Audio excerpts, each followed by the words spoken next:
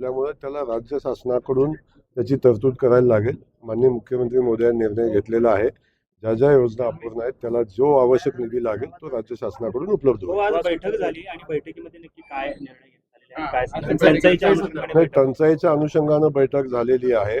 टंचाईमध्ये मुळात शेतीच्या पाण्यासंदर्भातला विषय होता, उजनीच्या पाण्याच्या आवर्तनासंदर्भातला विषय होता। एक आवर्तन आपण आता दिलेलं आहे आणि 30 ऑगस्टपर्यंत पिण्याच्या पाण्याचा जेवढा साठा आपल्याला लागतो तो राखीव करून त्यानंतर आपण शेतीच्या पाण्याच्या संदर्भातला आपण विचार करूया अशा पद्धतीचा निर्णय आपण घेतलेला आहे। त्या अनुषंगाने काही विजेचे प्रश्न होते, काही ट्रान्सफॉर्मरचे विषय होते, त्याही संदर्भात संबंधित त्यांना सूचना दिलेल्या आहेत आणि तातडीनं विजेचे जे काही प्रश्न आहेत ते तातडीनं मार्गी लावण्यासंदर्भातले सूचना आजच्या बैठकीमध्ये दिलेल्या आहेत। सध्या 7च टँकर जिल्ह्यामध्ये चालू आहेत, पण भविष्यामध्ये आणखीन त्याच्यामध्ये वाढ होण्याची शक्यता आहे।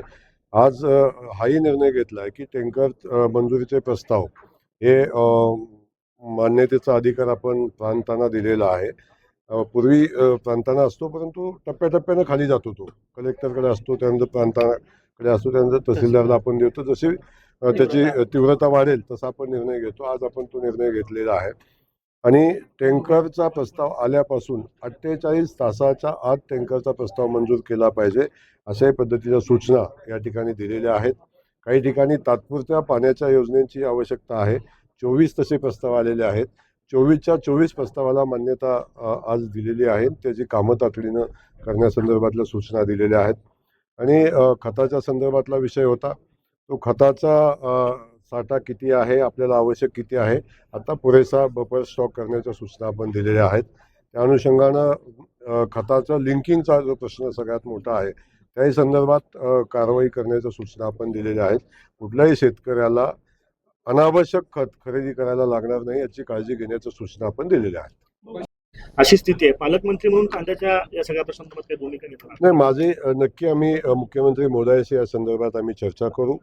शेतकऱ्यांच्या मालाला भाव मिळाला पाहिजे ही आमची सातत्यानं भूमिका आहे। त्यामुळे शेतकऱ्यांच्या पाठीशी सातत्यानं सरकार उभं आहे, याही प्रश्नात उभं आहे। सोयाबीन मधून वगळलेला आहे, सोयाबीनच्या अनुदानामधून उत्तर सोलापूर तालुका किंवा एक तालुका वगळला गेलेला आहे, काय नक्की त्याच्यावरती सोल्युशन नक्की का वगळलं याची माहिती घेऊन मी त्याच्यावर पुढे काय कारवाई करता येईल आपण बघितलं। पहिल्या बंधू बाबाला अटक झाली, खरात बाबाला, आता नंतर मनोज बाबाला अटक झाली आणि तुमच्या माहितीसाठी सांगतो की मनोज बाबांच्या अटकेनंतर प्रचंड मोठा त्याच्यातूनही चौकशी पुढे जाते आणि प्रचंड मोठी संपत्ती बाहेर येताना आपण बघतोय। जमिनीच्या मोठ्या मोठ्या डील आपण बघतोय, त्यात काही राजकारणी, त्यात अन्य काही लोकही त्याच्यात सहभागी आहेत। हे तपासांती पुढे येते, त्यामुळं तपास खूप चांगलं पोलीस करतायत आणि मुख्यमंत्री महोदयाच्या सूचना आहेत, याच्यात कुणालाही कसल्याही परिस्थितीत सोडायचं नाही।